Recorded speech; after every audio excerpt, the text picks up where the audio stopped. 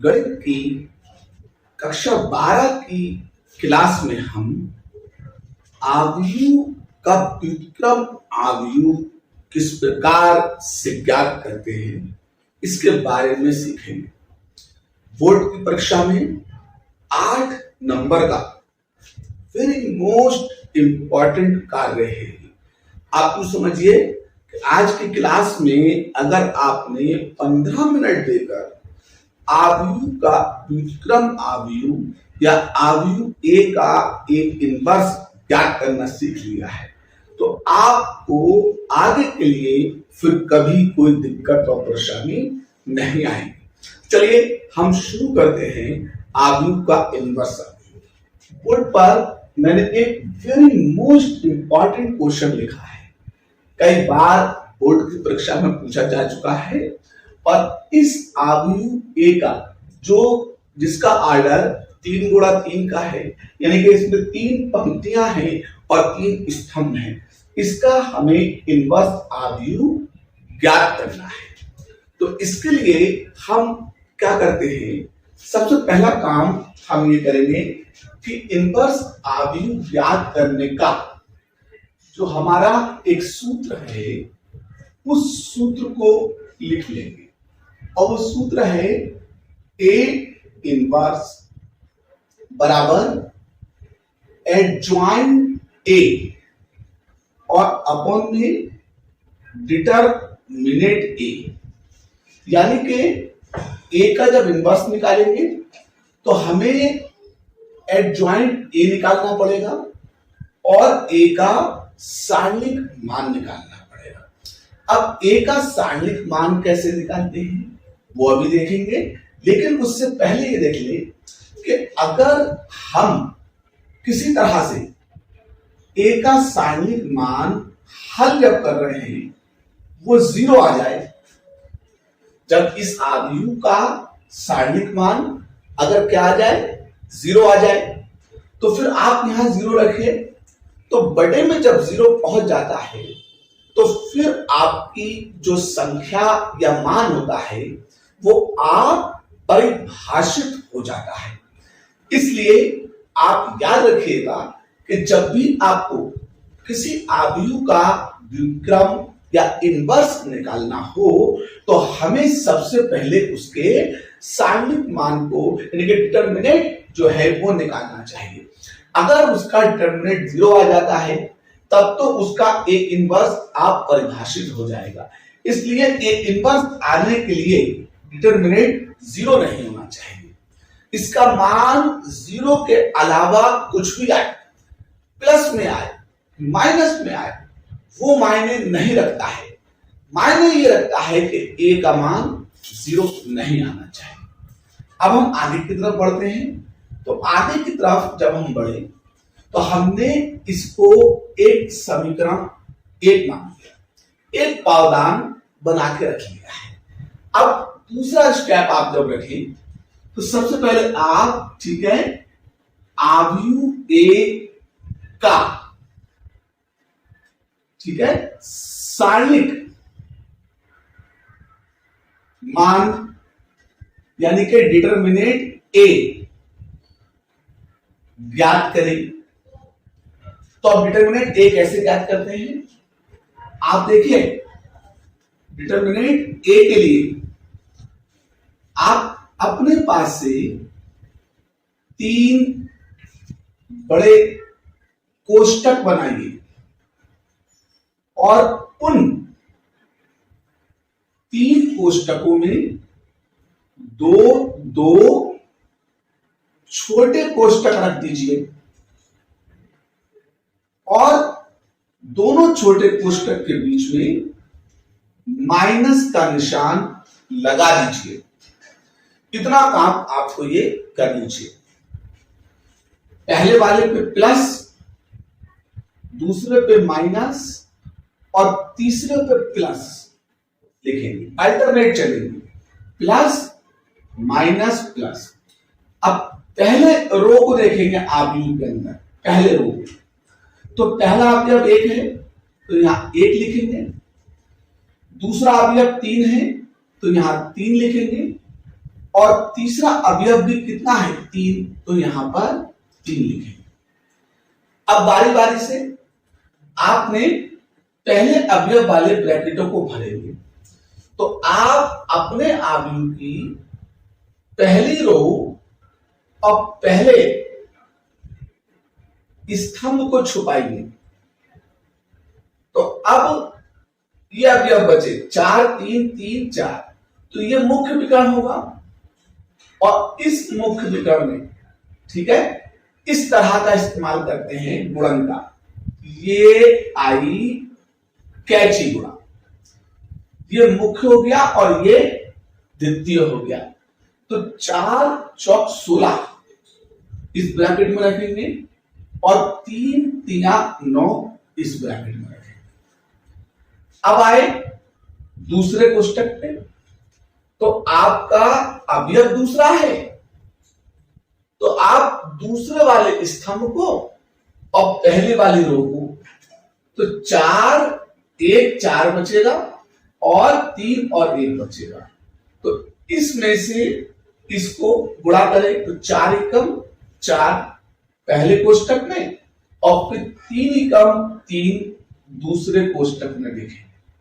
फिर तीसरे अवयव पर आए, तो अब पहला तो रो बंद हो गया और तीसरा स्तंभ बंद कर दीजिए। आप ऐसे करके पहला रो और तीसरा स्तंभ, तो 1 3 मुख्य विकल्प पे बचे, तो 3 एकम 3 इसमें आया और 4 एकम 4 इसमें आएगा। अब आप कोष्टक को हल कर लीजिए साधारण गणित के तरीके से।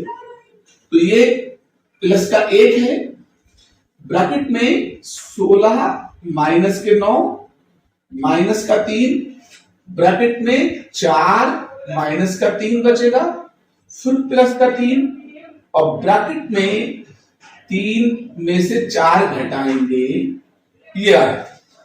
थोड़ा सा आगे और बढ़ेंगे तो a निकल कर जब आएगा तो 16 में से 9 चले गए तो कितने बचे हमारे पास 7 प्लस का बचा, 4 में से 3 गया 1 बचा और 1 की गुणा 3 से है तो माइनस का 3 हो गया। और फिर यहां पर देखें भाई कि 3 में से 1 4 घटाएं तो माइनस का 1 बचेगा, माइनस की प्लस से गुणा है तो प्लस माइनस माइनस और फिर अंदर माइनस का 1 है, बाहर 3 से गुणा है तो फिर 3 की कम 3 आ गए। ठीक है, तो अब आपका क्या हो गया कि प्लस के तो 7 हो गए और माइनस के 6 हो गए, तो प्लस का 1 बचा। तो इस तरह से आपने क्या देखा कि हमारे पास जो आव्यूह दिया था उसका डिटर्मिनेंट वैल्यू जो है वो 1 है, 0 नहीं है। तो जब 1 है तो इसका मतलब क्या हुआ कि इस आव्यूह का इनवर्स संभव है, इस आव्यूह का इनवर्स संभव है। अब जब इसका इनवर्स संभव है इस वजह से क्योंकि इसकी डिटर्मिनेंट वैल्यू कितनी आई है 1 आई है। अब जब डिटर्मिनेंट वैल्यू 1 आ गई है तो अब हमें क्या करना है, अब हमें एडजॉइंट ए निकालना है। तो एडजॉइंट ए निकालने के लिए हमें सबसे पहले जो आव्यूह दिया हो उस आव्यूह के सहखंडों से मिलकर बना एक आव्यूह प्राप्त करना है। तो हम क्या करेंगे, आव्यूह ए के सहखंडों से बना आव्यूह निकालें। तो उस बने आव्यूह को आप कुछ मान लीजिए। तो हमने अब अगला जब कदम रखा तो हमने कहा आव्यूह ए के सह खंडों से बना आव्यूह बी है। तो हम ये 3 3 का है तो इसके सहखंडों से एक आव्यूह को बनाए, एक आव्यूह को बनाए। तो हमने वो आव्यूह बी बनाया। तो उस आव्यूह बी में, ठीक है, अवयव लिखे हमने ए ए ए ए ए ए ए ए और ए। पहली रो का पहला अवयव, इस पे A11 लगाया। पहली रो का दूसरा अवयव, इस पे A12 लगाया। और पहली रो का तीसरा अवयव, इस पे A13 लगाया। दूसरी रो में आ गए तो दूसरी रो का पहला अवयव A21, दूसरी रो का दूसरा अवयव A22, दूसरी रो का तीसरा अवयव A23 और तीसरी रो का पहला अवयव A31, A32 और A33। ये अब इसके आव्यूह के सैखंडों से हम बना एक आव्यूह लेंगे। उसका मतलब हमें A11 चाहिए है, A12, A13, A21, A22, A23, A31, A32 और A33 चाहिए। अच्छा, अब आव्यूह को हल करेंगे ना, तो अल्टरनेट के निशान हम यही लगा देते हैं। ठीक है, तो देखिए इसके सहखंडों से बने आव्यूह को तो आप क्या करें, जैसे मैं यहां पे बना दिया हूं, मैं A11 को निकालूं तो मैंने, ठीक है, जरा ध्यान देंगे सारे प्यारे, एक ब्रैकेट में दो ब्रैकेट अपने पास से लगा के माइनस कर दिया। ऐसे ही मैं A12 और ऐसे ही मैं ठीक है 13 निकालूंगा तो A11, A12, A13, A21, A22, A23, A31, A32 और A33 को निकालूंगा। ये काम जो मैंने इसमें किया है वो ही काम मुझे, ठीक है, सबके लिए एक समान करना है। कैसा एक समान काम करना है कि एक ब्रैकेट में दो छोटे ब्रैकेट रखने हैं, एक ब्रैकेट में दो छोटे ब्रैकेट रखने हैं। ये काम आपको सहखंड निकालते वक्त हर अवयव के लिए करना है। इतना बहुत अच्छी तरह से ध्यान दे लेंगे। ये मैंने क्या किया, सब में कॉमन सा काम है और दोनों छोटे ब्रैकेट के बीच में माइनस का निशान लगाना अनिवार्य है। ये सबको लगा दिया है। अब 3 का है तो अल्टरनेट प्लस माइनस फिर प्लस फिर माइनस फिर प्लस फिर माइनस फिर प्लस फिर माइनस और फिर प्लस। तो इस तरह से अल्टरनेट निशान लगाया। अब हमें अवयव के लिए खंड ढूंढते हैं तो इस वाले अवयव को इसके साथ देखेंगे। जब A11 देखेंगे तो हमें ये वाला दिखा है तो हम क्या करेंगे ना, इसको और इसको छुपा देंगे, पहली रो और पहले स्तंभ को। तो अब 4 चौक 16 पहले ब्रैकेट में और 3 तिया 9 दूसरे ब्रैकेट में लिखेंगे। अब A12 तो यहां पे देखेंगे तो पहली ही रो है, स्तंभ दूसरा आ गया तो फिर 4 एकम 4 पहले ब्रैकेट में और फिर 3 एकम 3 दूसरे ब्रैकेट में लिखेंगे। फिर पहली रो है और अवयव तीसरा है तो तीसरा स्तंभ देखें, पहली रो का तीसरा अवयव तो तीसरा स्तंभ। हमने क्या किया, 3 एकम 3 और 4 एकम 4 तो 3 एकम 3 पहले में और 4 एकम 4 इसमें रखेंगे। अब आइए दूसरी रो पे, तो सिमिलर बिल्कुल यही काम करना है दूसरी रो के लिए। तो दूसरी रो का पहला अवयव तो ये और ये, अब ऊपर का 3 बचा और ये 4 तो 3 चौक 12, 12 में से आप यहां पे 9 लिखेंगे और इसके बाद, ठीक है, आए हम इसमें कि अब दूसरी रो का दूसरा अवयव तो इसे देखेंगे, इसे देखेंगे तो 4 एकम 4 और 3 एकम 3 तो इसमें 4 आएगा और इसमें क्या आएगा 3 आएगा। अब दूसरी रो का तीसरा अवयव तो दूसरी रो का तीसरा अवयव ये है तो हम यहां पर देखेंगे तो फिर अब यहां पर दूसरी रो ही कटेगी और स्तंभ तीसरा कटेगा तो यहां पर कितने आएंगे 3 एकम 3 और 3 एकम 3 तो इसमें भी 3 आएंगे और इसमें भी 3 आएंगे। ठीक है। अब इसके बाद क्या करेंगे हम, अब तीसरी वाली रो पे चले, तो तीसरी वाली रो के अंदर अब हमें पहला अवयव, तो ये पहला अवयव के लिए कटी, तो इसमें 9 और इसमें 12, तो यहाँ कितने आएंगे 9 और यहाँ कितने आएंगे 12।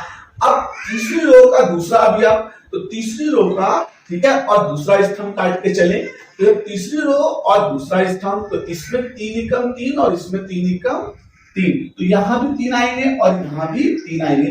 अब तीसरी रो का तीसरा अवयव A33 देखते हैं हम, तो इसको और इसको काटेंगे, इसको और इसको काटेंगे, तो मुख्य विकल्प में 4 एकम 4 और 3 एकम 3, तो इसमें 4 आएंगे और इसमें 3 आएंगे। तो इस तरह से मैंने क्या किया है कि A के सहखंडों से बना अवयव जो B है उसके मैंने अवयव जो है वो निकाल लिए, A11, A12, A13, A21, A22, A23, A31, A32 और A33 निकाला। बहुत सिंपल काम है। क्या करना होता है हमें इसके लिए कि आपके पास से 2 बड़े ब्रैकेट एक बनाएंगे और उसके अंदर 2 छोटे ब्रैकेट रखना, इसके निशान कर दीजिए, और उसके बाद क्या करें, जब पहले अवयव को ले तो पहली रो और पहला स्तंभ, ठीक है, तो फिर 4 चौक 16 और 3 तिया 9, वो इसमें आ गए पहली रो और पहला स्तंभ, ठीक है, तो 4 चौक 16 और 3 तिया 9 किसमें आ गए, किसमें आ गए, ठीक है भाई, 4 चौक 16 और 3 तिया 9।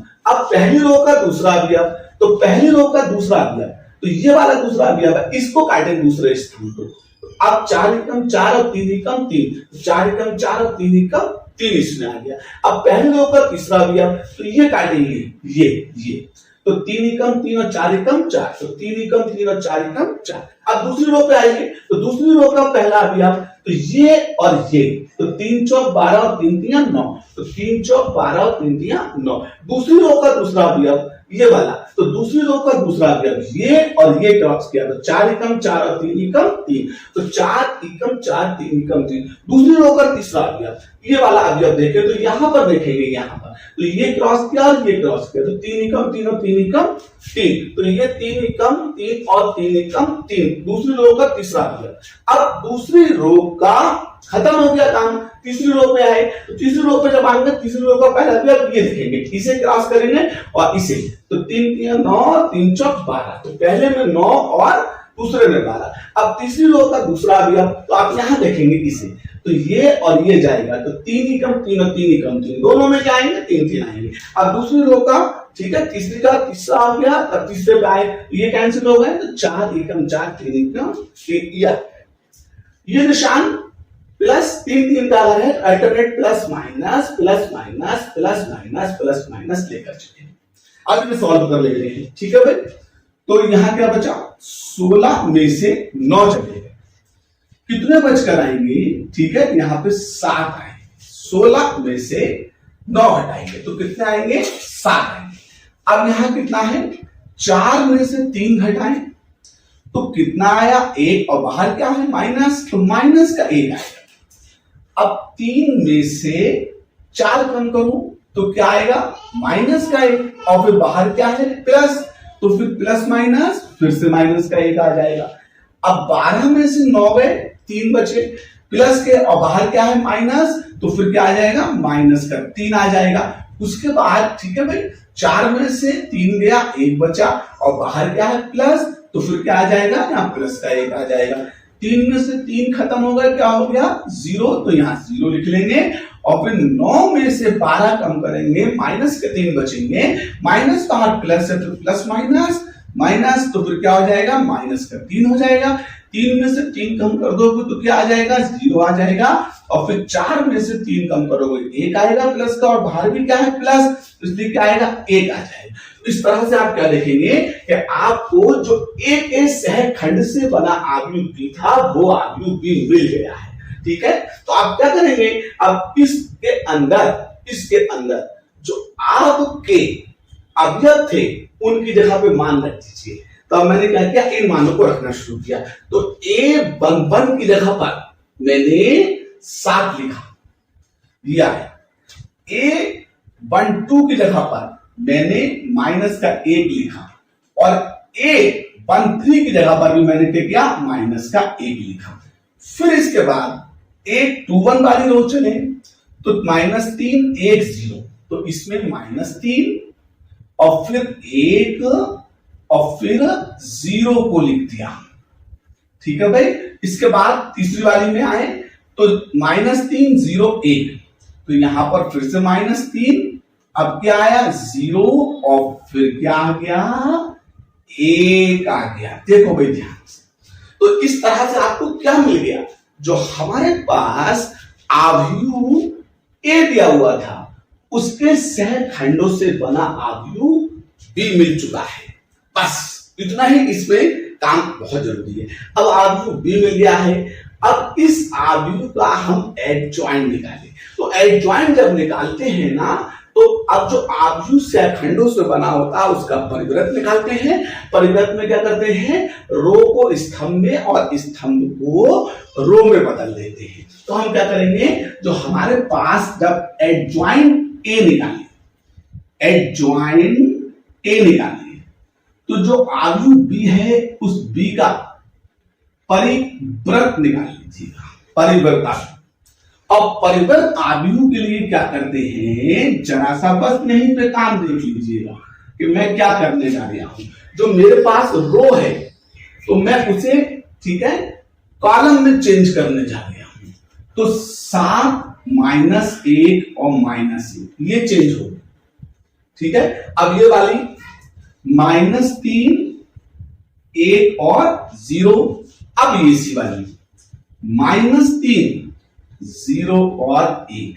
तो क्या देखा हमने, ठीक है, क्या देखा हमने, इस तरह से हमें जो आव्यूह, ठीक है, ए दिया था उसका एडजॉइंट दिया गया। अब हमें एडजॉइंट ए मिल गया है और ए का सारणिक मान निकाल चुके थे। तो हम इन मानों का समीकरण 1 में रख दें। तो समीकरण 1 से देखें हुए, समीकरण 1 से तो ए का इनवर्स निकाल रहे हैं। तो एडजॉइंट ए और अपॉन में, ठीक है भाई, ए का सारणिक मान। अब एडजॉइंट ए तो आपकी जगह पे 1, ठीक है, ए का सारणिक मान बनाया है और एडजॉइंट ए कितना आया है, वो 7 -3 और -3 -1 1 और 0 -1 0 और 1 आया है। अब 1 है, उससे अंदर के हर एक अवयव को भाग दो, तो 1 से भाग देने से कोई फर्क तो पड़ता ही नहीं है। तो इसलिए हमारा ए का ए इनवर्स जो आएगा वो 7 -3 -1 1 0 -1 0 1। तो इस तरह से हमें जो आव्यूह ए दिया है उस आव्यूह का इनवर्स आव्यूह मिल जाएगा। तो कितना आसान काम था। 8 नंबर का काम बोर्ड की परीक्षा के लिए। थोड़ा सा लंबा क्लास इसलिए लगा होगा कि मैंने इसे आपको बहुत इत्मीनान से समझाया है। कुछ नहीं करना है, आपको आव्यूह दिया हो, सूत्र लिखें, सबसे पहले उसका सारणिक मान निकाल लीजिए। सारणिक मान 0 नहीं आना चाहिए। सारणिक मान जब 0 नहीं आएगा तो समझ लीजिए कि उसका इनवर्स संभव है, हर हाल में संभव है। इनवर्स निकालने से पहले आपका जो आव्यूह दिया है ना, उसके सहखंडों से बना एक आव्यूह बी निकालिएगा और उसमें बी के अंदर क्या करना होता है, आपके यहाँ अवयव लिखना होते हैं। उन अवयवों को मान में तुम्हें निकाल के दिखाए, कैसे निकालेंगे।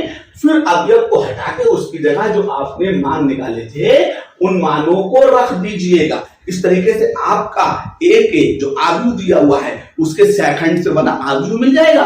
जब वो सहखंड से बना आव्यूह मिल जाए तो हम उसका एडजॉइंट निकालेंगे और एडजॉइंट निकालने की करना होता है कि जो हमने सहखंडों से आव्यूह बनाया है उसका परिवृत्त निकालेंगे और जब परिवृत्त निकल आए तभी फिर, ठीक है, हम एडजॉइंट को क्या करें, उसके सारणिक मान से भाग दे दें। इस तरीके से हमें आव्यूह का इनवर्स आव्यूह मिल जाएगा। तो उम्मीद करता हूं कि मैंने इसे बहुत अच्छी तरह से समझा दिया है।